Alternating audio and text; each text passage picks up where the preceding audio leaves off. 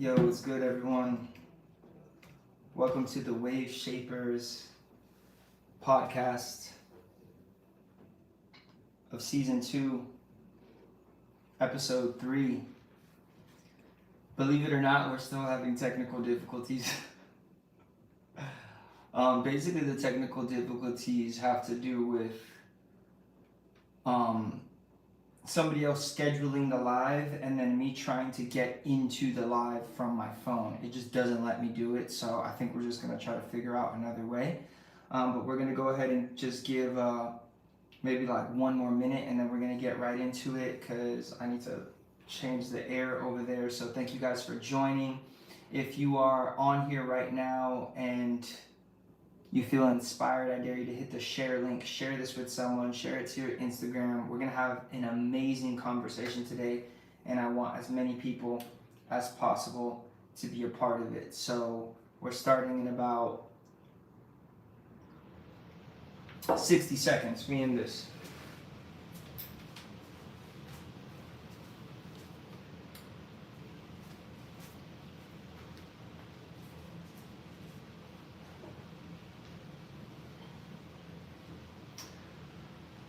All right, guys, let's go ahead and let's get started. It feels interesting to be doing this every week. This is the third week, but every week it's just felt interesting to kind of just bring you guys into my home and share some things from my heart. So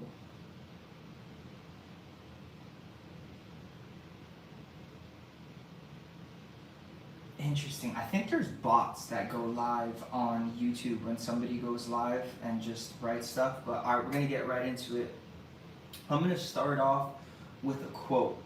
So if you're in here and you are ready to get into some amazing conversations, I dare you to say what's up in the live chat. Tell me that you're here. Tell me where you're from, and I'll say what's up back.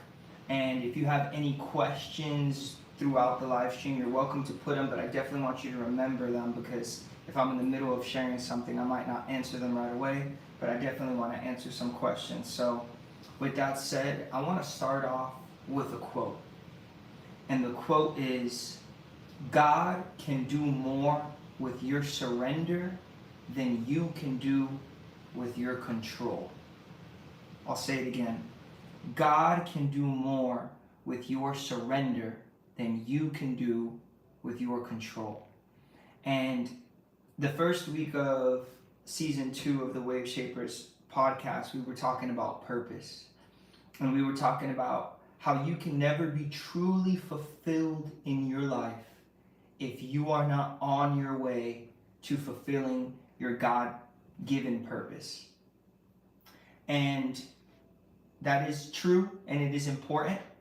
And then last week we talked about rock bottom, and we talked about the beauty of rock bottom and how rock bottom is a great foundation to build a new life.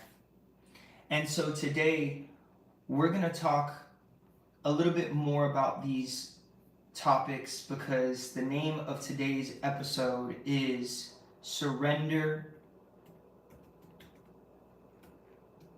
Before Success. I didn't even write it, I just had it in my mind. Surrender before success. Now I wrote it down. God can do more with your surrender than you can do with your control. What will keep you from surrender? And the main thing that will keep you from surrender is fear. All right? I heard this a long time ago, and I think it's an important thing for all of us to consider. You will have to ask yourself if you believe that if this is true or not. Some people said that they're watching from West Palm Beach. Heck yeah. All right, we're in here. You're gonna have to determine if this is true or not. But I heard this years ago and it stuck with me. I heard that everything we ever do is going to come from one of two motivations. And we mentioned this before, but everything you ever do is going to come from one of two motivations. So when you respond to somebody, when you talk, the way that you act at work, an action that you take, a decision that you make, when you decide for your career, when you decide for a new job, when you decide to buy a house, when you decide to get into a relationship, when you decide, imagine if every decision you've ever made could be traced back to one of two emotions or one of two realities. And those two realities are love and fear. So let's give an example. If right now I were to get into an argument with one of my best friends and we were to disagree on something, and basically he were to say something on that phone call that offended me, and I in turn respond to that offense by saying, you know what, you're not a good friend, I don't want to talk to you anymore, we shouldn't even be friends, we should not. Okay, me doing that, me responding in that way can be traced back to either love or fear. And in that specific case, I think you guys know what, the intention or the attitude is. It's an attitude and it's an intention of fear. Because I am fearing maybe my boundaries not being kept, or because I'm fearing my self-esteem being hurt in this relationship, or because maybe I'm fearing that things are not as fair as I think that they should be. In response to that fear, I respond with this blowing up on my friend and saying that we shouldn't even be in a relationship. And then things get really interesting because the action itself doesn't always determine the motivation. The action itself doesn't always determine the motivation. Let me give you an example. What if you have the opportunity to serve or to volunteer your time to a nonprofit organization, be that an organization that helps people, that feeds people, be it a church, be it this, be it that. Let's say that they call you or they ask for your service or they ask for your time in volunteering, and you automatically say yes. Now, you can be saying yes and your motivation might be love, and you want to spread light and you want to serve the community and you want to be of good service. And if that is the case, then the motivation for you saying yes could be love. But it doesn't necessarily mean that it's love. Because in that same exact scenario, your motivation could be fear. And if you are fearing, for example, if you feel subconsciously that if you don't say yes to this service, then they're going to reject you, the people that you know at that organization, or if you are fearing that if you say no to this opportunity to serve subconsciously, that they're going to look at you as less of a person or less of a servant or less of a good person than you are, then you're saying yes, not because out of love you want to serve the community or you want to be a light, but because out of fear you're afraid of rejection of man. And therefore you have the same scenario and you have two different decisions, I'm sorry, you have the same scenario and you have the same decision, but the motivation of those decisions was different. And so, you see, I want you to start to think about the past couple significant events that have gone on in your life, or the past couple significant decisions that you have made. Maybe it may be a decision to break up with somebody, maybe it may be a decision to take on a new job or to quit your current job. Whew. Excuse me. Whatever the decision may be, and I want you to trace back in your mind, did I decide to do that because of love, or did I decide to do that because of fear? Because every decision you ever make can be traced back to love or to fear. Now, why did we digress down that road? Because of this. The one thing that's going to keep you from approaching your rock bottom, even though we talked about rock bottom being a beautiful opportunity, being an opportunity for you to rebuild your life, being an opportunity for you to step back and evaluate, where you're going and what you really want and who you really want to be and whether you're fulfilling your purpose or not. What's going to keep you from getting close to that rock bottom in that place of decision and that place of potential surrender is fear. And subconsciously, guys, without knowing it, fear may be ruling your life. Because when we introduce the things that we do out of fear to protect ourselves from rock bottom, namely addictions and coping mechanisms, or another word that we can name this is different sins. Sins just means missing the mark. Sin just means acting in such a way that is not good for my actual self, for my relationship with the Creator, for what I really believe to be true. So when we're talking about addictions, when we're talking about sins, when we're talking about negative patterns, when we're talking about negative cycles, what keeps us in those negative cycles is the fear of what we would have to face if we let go of these anesthetics, if we let go of these coping mechanisms, if we let go of these distractions. Then we become our own worst enemies, and we start to live a life rather than flowing with purpose towards the fulfillment of our destiny. We self-sabotage in a cycle, and that cycle opens up doors so that the enemy of our soul can have legal right to keep us in these addictive cycles. What pain in your life have you been resisting? I want you to ask yourself that question if you're brave enough. What pain in your life have you been resisting? Another way to ask yourself that question is what pain in your life have you been running from?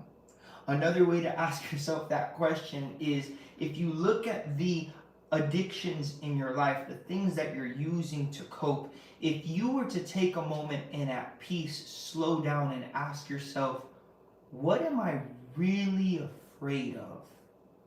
You would find out that the core of that fear is facing whatever you need to face. And when you face whatever you need to face with no more coping mechanisms and no more addictive cycles, that by definition is your rock bottom. What pain in your life have you been resisting, and how has that kept you stuck? Once again, I can use myself as an example, not because there are not many other examples, but because for me it's so clear.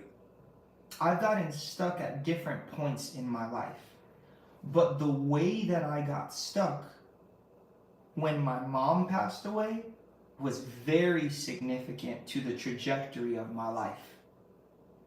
My mom died, and I subconsciously was so scared.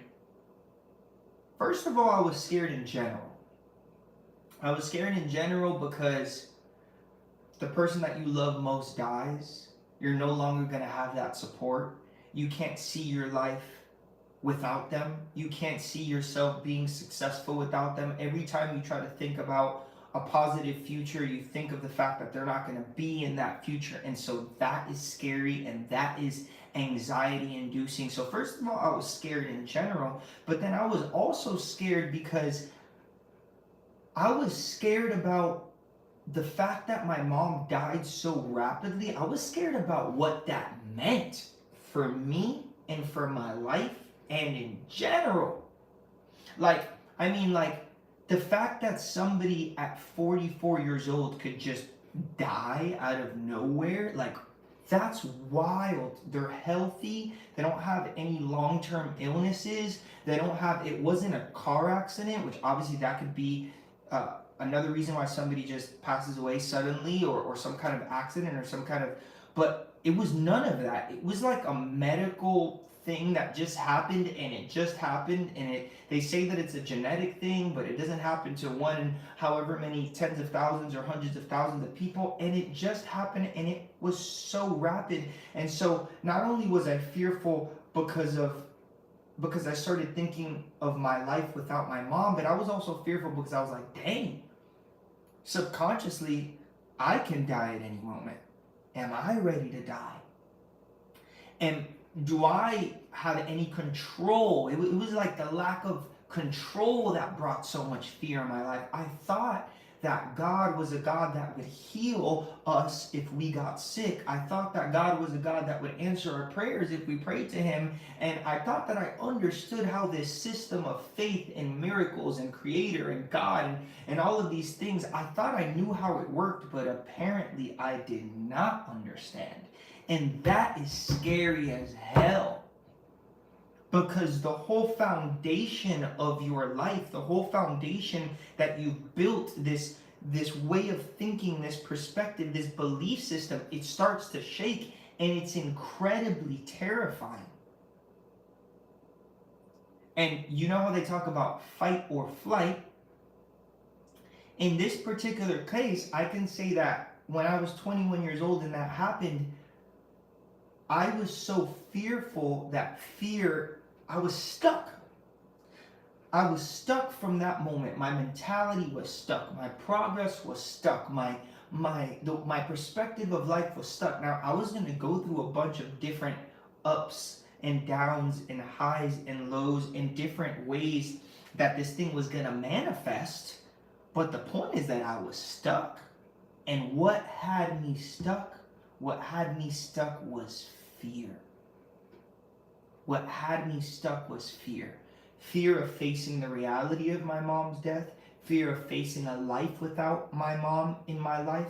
Fear of facing the fact that I thought I knew God and I thought I knew how it worked with miracles and prayer, but apparently I didn't understand the sovereignty of the Creator.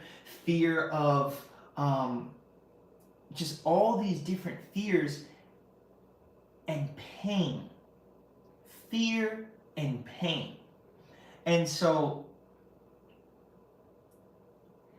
an analogy that I can give is like, I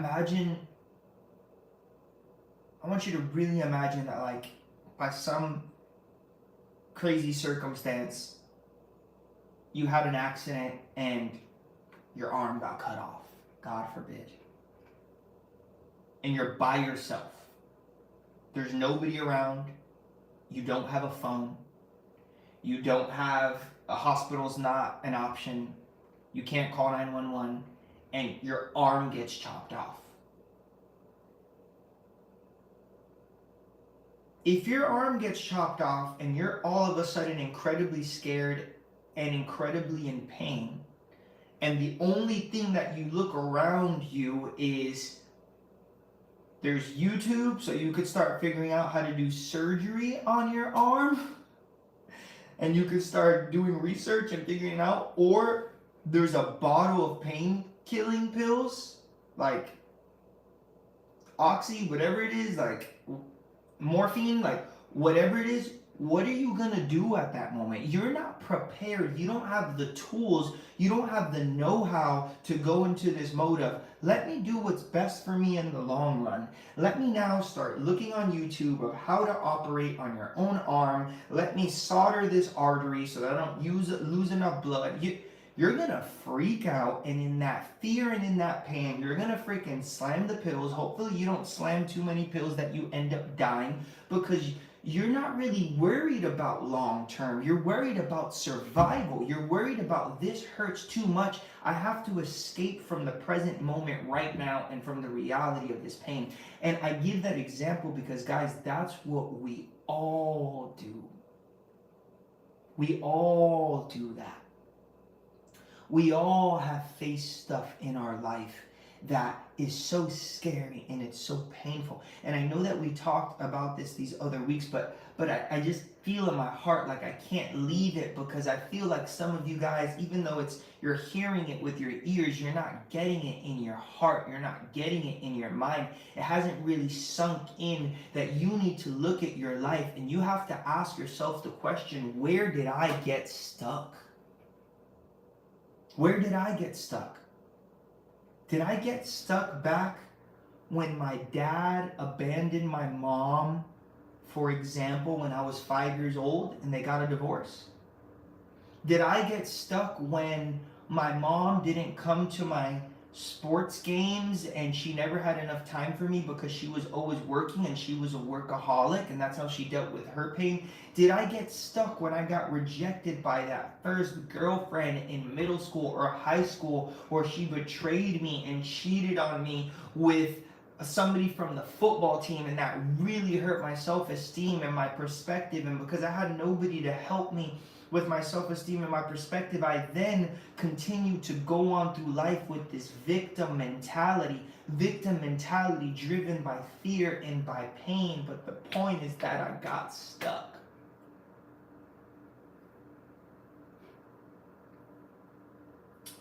And I want to tell you that before you can surrender,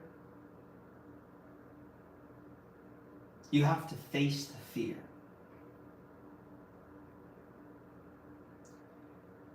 There has to be a point in your life where the pain and the discomfort of not living the life that you really believe deep down inside that you can live is more than the fear of facing the things that you're afraid to face. That's what rock bottom is. It's when the pain and the reality of my life and the fact that this is not working.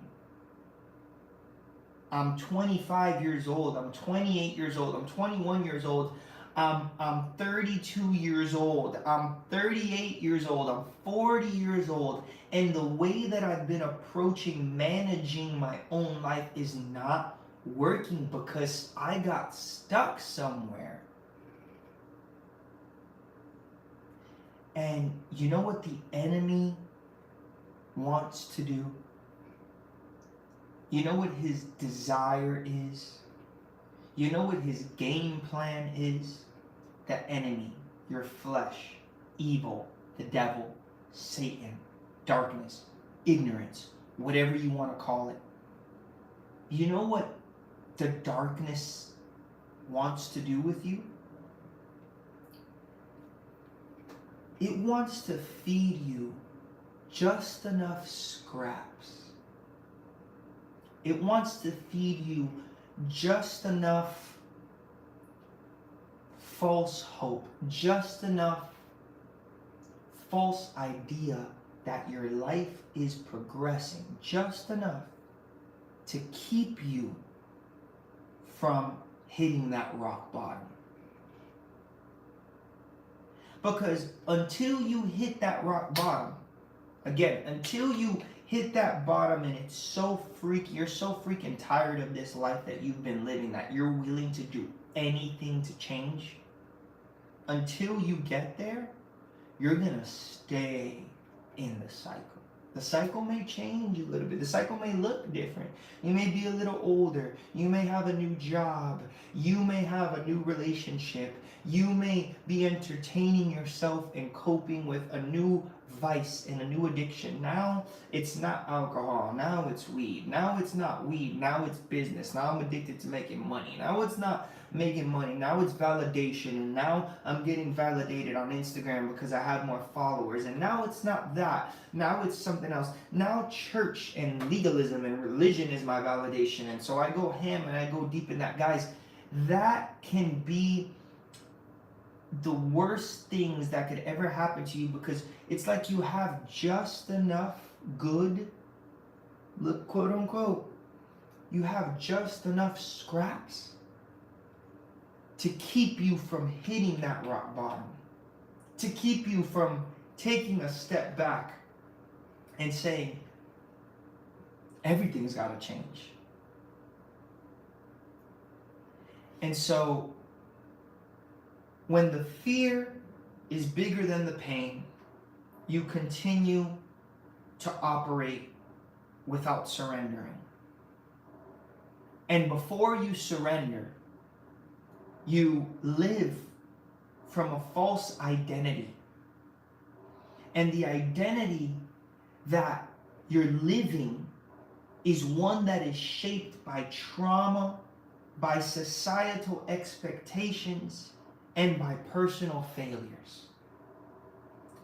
And I don't know if you knew this, but they say that up to 98%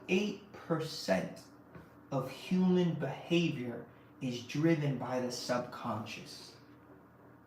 I'm going to say that again. Scientists have said, and researchers have discovered, that up to 98% of all of our behaviors is driven by the subconscious mind. Which means that if at the core of your identity is a subconscious mind that is built by the trauma that you've lived, by the crap that you've gone through, by the horrible experiences, by expectations that you've placed on yourself, by expectations that your mom or your dad placed on you, by all of these things, then that literally means that you are a walking, talking, false version of the real you. You are literally a zombie. You're literally operating and living and moving, and all these things that you're doing in the decision-making process, it doesn't even make it to your conscious mind, because there were so many subconscious things that happened before you even made that decision, that the decision wasn't really yours. Who's making your decisions? Is it you, or is it your pain? Is it you, or is it the false identity? Is it you, or is it the expectations that were set by your parents? And sometimes you got to take a step back and you got to look at it and you got to say, holy crap, why am I at this job? Why am I participating in this type of lifestyle? Why am I in school studying to be a doctor? Did I really feel a passion for helping people and wanting to get into the field of medicine because it's a passion? Or did certain things that my dad said, that my mom said, that I heard on TV, that I saw on social media when I was 10, 12, 5, 8, 15 years old, drive this false identity and create this person that I felt like I needed to become, even though it wasn't the real me? So when we operate before surrender, we operate from a false identity. And you know what? False identity is survival mode. False identity is survival mode. True identity is freedom, purpose, and clarity. So my question to you again is, what pain in your life have you been resisting that has kept you stuck? Is it the pain of a rejection? The root of rejection? Is it the fact that your parents could never give you unconditional love and acceptance? Is it the fact that you walked away from a certain relationship, or somebody in your family died, or that you walked away from your faith and you've had a faith crisis ever since, and you've not been willing to really face what that really is, I can tell you that that was a part of my life. One of the things that kept me in this perpetual cycle of pain and addiction for 7 years was the fact that the fear that I felt like I needed to face the decisions that I made in those moments of drastic pain. So again, I grew up with this certain belief system. I grew up with this certain understanding of how the world was created, and who the creator was, and all of these things. And then when my foundation of faith was rocked to the core, and pain and fear and trauma flooded into my life, I chose to cope with the reality of this pain and this trauma and this fear by rebelling against and turning against a lot of the things, almost all of the things that I said I had priorly believed in. That I said I had priorly, this was my faith, this was my belief system. So even the fact that I did that, that became a reason why I stayed in the cycle, because I was so scared to go back and revisit that moment and say, like, what the frick really happened there? Did I really believe that before? Did I believe it for me, or did I believe it because of my parents? Did I believe it because I had a revelation, or did I believe it because I was programmed? And even that's scary. That's not like I woke up, it's Friday morning, let me have these existential conversations with myself. All of these things that we're talking about, pain, trauma, facing ourselves, all of these things are scary things. These things are hard questions to answer. These things are not something that you just wake up, have a cup of coffee, and say, this is what I'm going to believe for the rest of my life. These are things that require going deep, and going deep is scary as hell. Going to the foundation is scary as hell, which brings us back, circle back around to the whole purpose of this live, which is surrender before success. You can only surrender when you do go all the way to rock bottom. But if you're stuck right now, let me put it this way. If your life is flowing, if you feel like you have total health in your spiritual life, in the life of your soul, what is your soul? Your soul is your mind, your will, and your emotions. And in the realm of your body. So if you feel like you're happy and you're progressing in your spiritual life, in your soul life, and in your physical life, maybe this live ain't for you. Maybe this YouTube channel ain't for you. Because I don't know what planet you're from, and I don't know what type of therapy you've been doing and the stuff that you've already overcame, but this is a channel for people that are that are fighting, that are aiming, that realize, okay, I can be thankful for the things that I have, but I'm not living the fullness of what I believe this life experience can offer me, if that makes sense. Maybe I have physical health, which is a blessing. For me, for example, thank God that during those 7 years of addiction, during those 7 years of not facing what I needed to face, by the grace of God, I had impeccable physical health. I mean, I basically never get sick. I'm healthy and I'm strong. I've been working out. I take care of what I eat. I get sun. I drink water.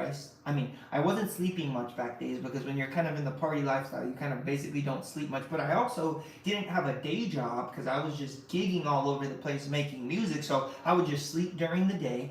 But the point is that in my physical health, although I wasn't treating my body with the utmost respect, because I was abusing alcohol and abusing my sleep patterns, and abusing and exposing myself by sleeping around and all these different things. Like, although I was abusing my physical body, by the grace of God, I had physical health. So it wasn't really my physical health that was going to be the thing that made me realize I was hitting rock bottom, if that makes sense. It was more my emotional health. It was more my spiritual health. So once again, I ask you, where are you today in your spiritual health? Do you feel peace in your spirit? It's okay to it's okay to ask yourself that question, even if the answer is no. It's okay to look at yourself and say, dang, I'm jacked up in my spiritual life. I'm thankful that I have physical health. I'm doing better in my emotional health, in my emotional life. I think therapy has helped me. I think, meditating has helped me. I think exercise has helped me in my emotions. I think it's okay to take inventory of where you're at, because until you know where you're at, you won't know how to adjust. And you won't know what game plan to implement in order to improve. But let's talk about that improving thing. And we're not going to stay on here too long. Somebody said we all need to do shadow work. Oh, Anita, what's up? You're on here. Lala said so good. Thank you guys for joining. Thank you guys for being part of this conversation. I send love to all of you guys. I'm happy that you guys are here. Let's talk about this improving thing for a second. And then I'm not going to be on here too long. Hearts back at you guys. So let's talk about this improving thing. And this is basically the conversation that I was having with Lala this morning. She was asking me how I was doing, and we went down a whole side road about psychology and the reality of life. And this is what we got into. And I can't leave this live today without going down this road of thought, because it's just so interesting.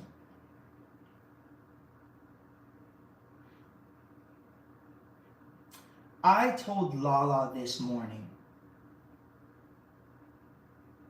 that because I was such a high functioning alcoholic, I think that it perpetuated, or it made much longer, my season of addictive cycles. Let me explain. I was a very high functioning alcoholic. Rue, why are you calling yourself that you are an alcoholic? Don't say that. The power of words. No, the power of words is that you need to admit the reality of what you're living, and if you overcome it by the grace of God, you need to admit that you used to be there, because that's testimony. So, I was an alcoholic, because the definition of an alcoholic is someone who knows that it's not for their greater good to be drinking alcohol, yet they choose to do it anyway. That's the definition of any addict. That's the definition of addiction, guys. The definition of addiction is when you partake in any given thing, even though you realize really that that thing is not ultimately good for you, and it's not ultimately benefiting your life in every area. So it's not just substances. It can freaking be shopping. When you know that it's not good for you to order so much stuff on Amazon because you're spending more money than you should, than you're making, and you still go order stuff on Amazon, by definition, you're a shopaholic. By definition, you're addicted to shopping. And people addicts all over the place here. All over the place. Just because it's not drugs and alcohol, it doesn't mean that you're not an addict. People are addicted to validation. People are addicted. Anyway, we've gone down that road before. But listen, I was a high-functioning alcoholic.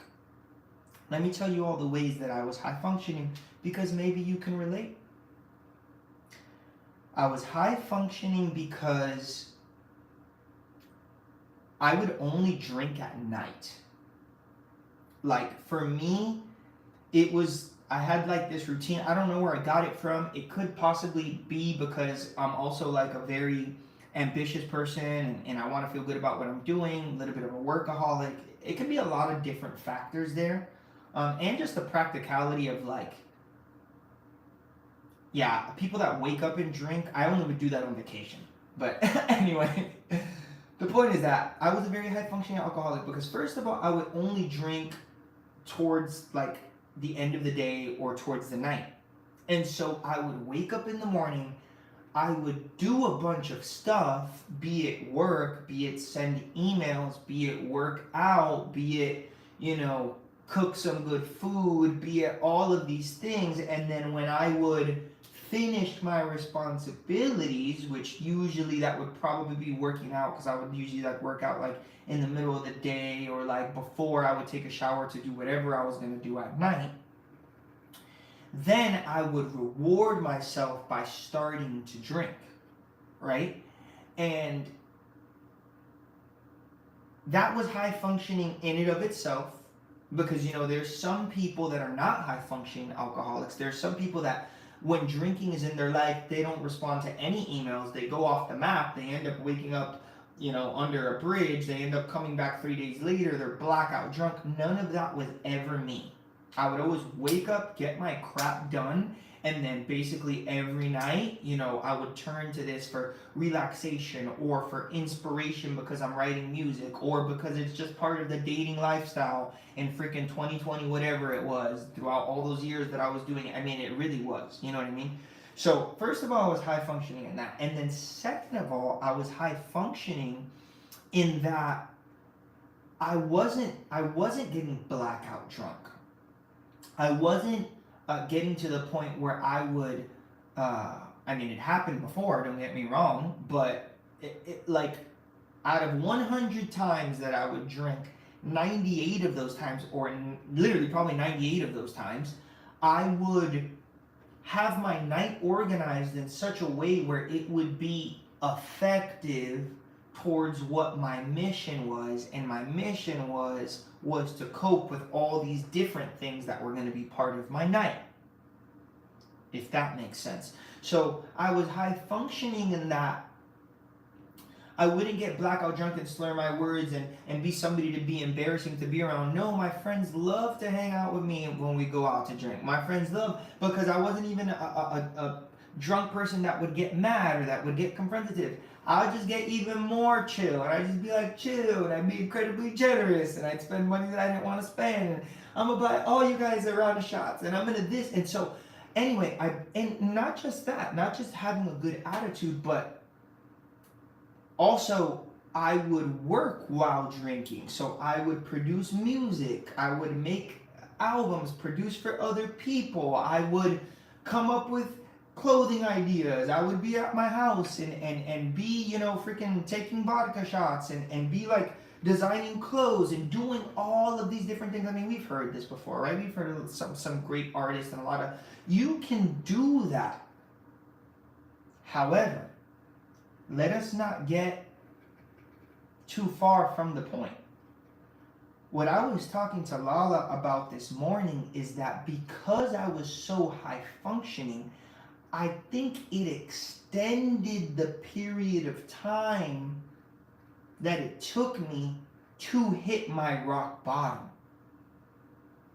You see, because if I would have not been a high functioning alcoholic or a high functioning weed smoker, maybe I would have taken up drinking and smoking weed and partying at 22, and I would have hit the gas so hard and been so ridiculously unorganized with that addiction that by the time I was 23 or the time I was 24, I was hitting my rock bottom. I'm freaking, going wild, and that's it. I spent all my money, and I, kind of that moment where the prodigal son got to, where he kind of just got to the end of whatever he was going to do. But because I was so high functioning, I would manage these things so well that I think it perpetuated that season.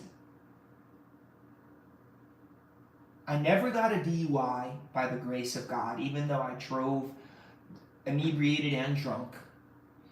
I never ended up in jail. I never woke up somewhere and didn't know where I was. I never, it's just like, by God's grace also, I was saved from so many things, so many times that I exposed myself in different countries. I'm drinking and partying in Colombia, in Argentina, in this, in that, in different, parts of the States, and this and that, and in Lisbon, and Portugal, and in Spain, and Puerto Rico, and Dominican Republic, and all these things. Like, I was kept for so long that my life was just reasonable enough that I could convince myself subconsciously that things weren't that bad. And that subconscious convincing, that subconscious negotiation that we do with ourselves when our addictions start to flare up, that will keep you in vicious cycles way longer. And so I'm going to present a wild idea.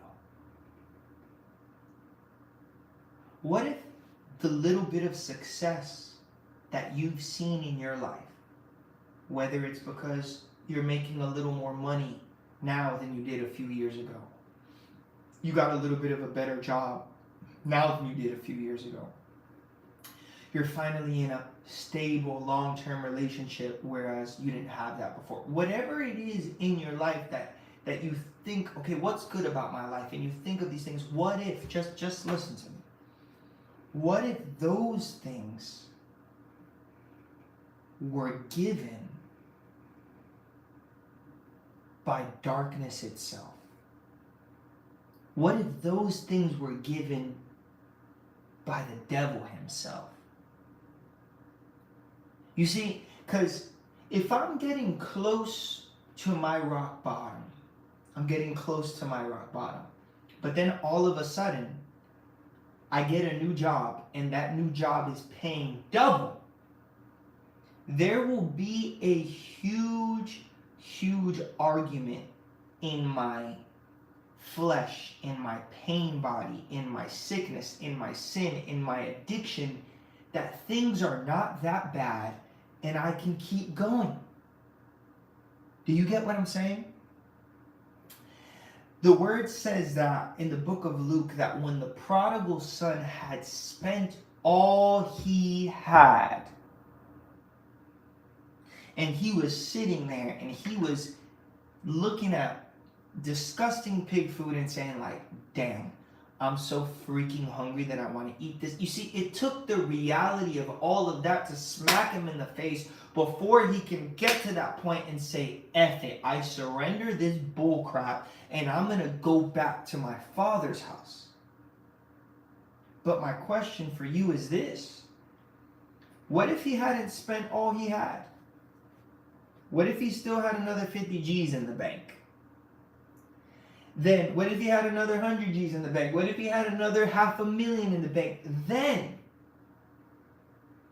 the moment of his surrender would have been prolonged that much longer until he ran out of options, ran out of comfort, ran out of small little wins and small little successes that would keep him on the hamster wheel of chasing and chasing and chasing something that's not really there. And then Lala and I got to talking about this.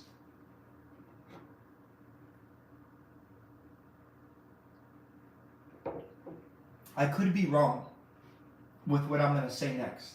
I'm not saying that it's exactly like this. But I do believe that there's truth in it. And I definitely believe that it's a theory worth exploring.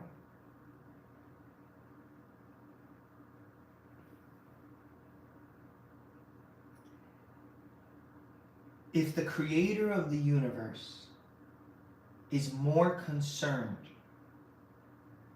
with his purpose than your comfort, I'm going to hit you even harder. If the creator of the universe is more concerned that you would do what he created you to do than your own happiness, can you hear that? Does that trigger you?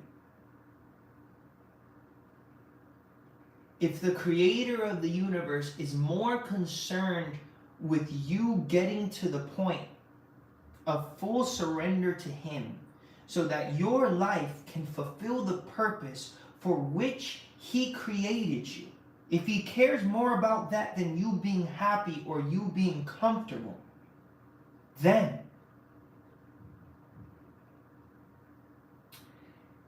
in his infinite love and mercy, he will keep you from success. He will keep you from progress. He will keep you from being rewarded until your heart finally gets to the right place. Man, who needs to hear this today? I told Lala that I personally believe in my life here, vulnerable, honest. We have hot conversations here on the Wave Shapers channel. Hot means honest, open, transparent. I believe, let's take one aspect of my purpose, right? My music. Some of you guys, like Lala and like other people on here, know that I've been singing my ass off since I was about 3 years old. Literally. Right? There's nothing figurative about that. There are videos of me, we have home videos of me full-blown singing and full-blown writing songs when I was 3 years old. I have been singing, I have been playing, and humbly, listen to what I'm about to tell you guys. I've been good for a long ass time, guys. These famous people, Justin Bieber, Ariana Grande, Justin Timberlake, I humbly say this. They're no more talented than I. The same way that they might not be any more talented than you. And I mean this. But listen. The word says that many are called, but few are chosen. And so if I am a chosen one, I dare you to ask yourself the question. I dare you to ask yourself, am I a chosen one? You see, because when I ask myself the question, am I a chosen one? I know that I'm a chosen one. I look at the family that I was born in. I look at the situations that I've lived. I look at the miracles that I personally lived. Forget my mom, forget my dad, forget the church. No, I have lived miracles myself.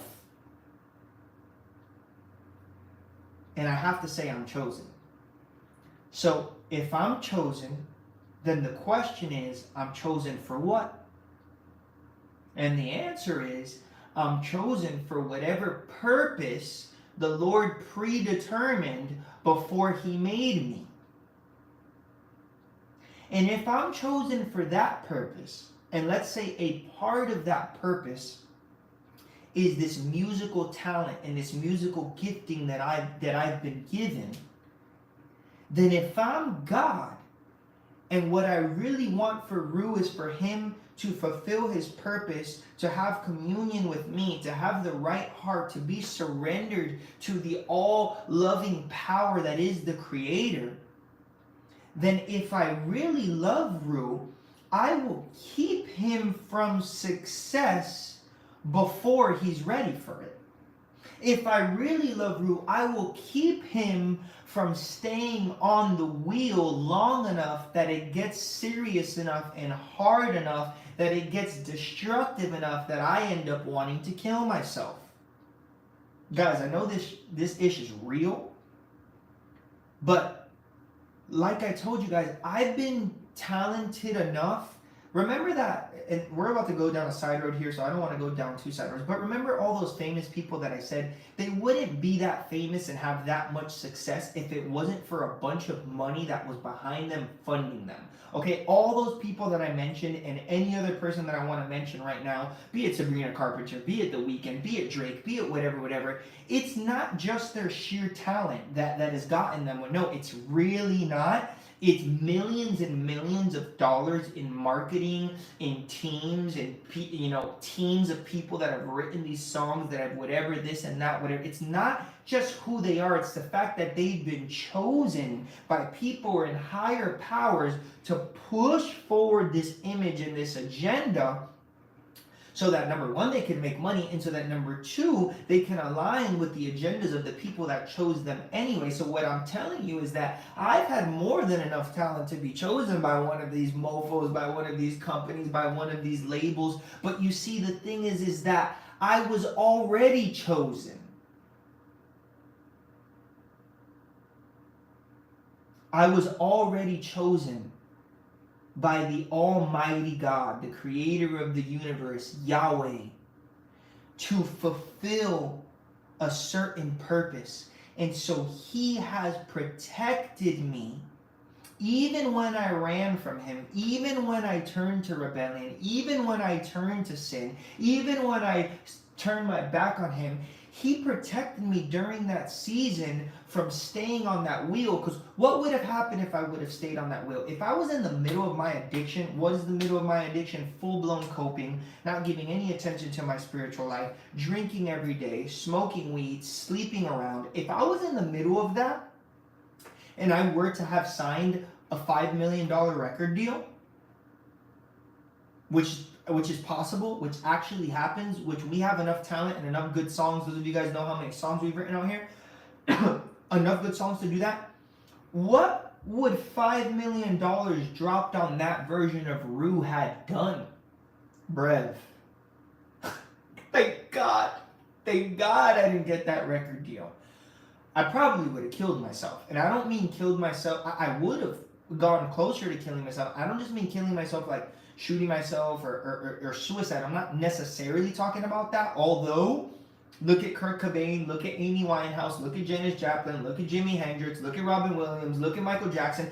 You do actually. There is a high risk of ending. Look at Mac Miller. All these people ended up killing themselves for the same exact reason that I'm talking about right now. Because fame, money, success, opportunity fell on hearts that were not ready, on souls that were sick, on people that were living in fear, on people that were living to cope. Freaking Avicii, bro. I'm out. But anyway, $5 million would have fell on that Rue, and now, instead of drinking only at nighttime and being a high-functioning alcoholic, I probably would have been drinking all the freaking time on freaking different jets, flying to different studios. And the studios and the jets and the money and the models and the this and the part and all of that would have fed my ego enough, would have fed the evil enough, would have fed my subconscious false identity self enough to keep me from realizing that I was on the way down in a freaking crashing plane. Do you get what I'm saying? So thank God he has kept us from certain success, and he has kept us from certain influence, and he has kept us from certain fame, and he has kept us from certain money until we got our hearts in the right place, because he is more concerned with his purpose than our happiness. He is more concerned with your overall well-being as a son and the well-being of your soul than of you being happy and feeling good and feeling fine. So maybe you think you're a failure, but in reality, you are so loved by the creator of the universe that you've been protected. Maybe you think you're a failure, but in reality, you've been hidden.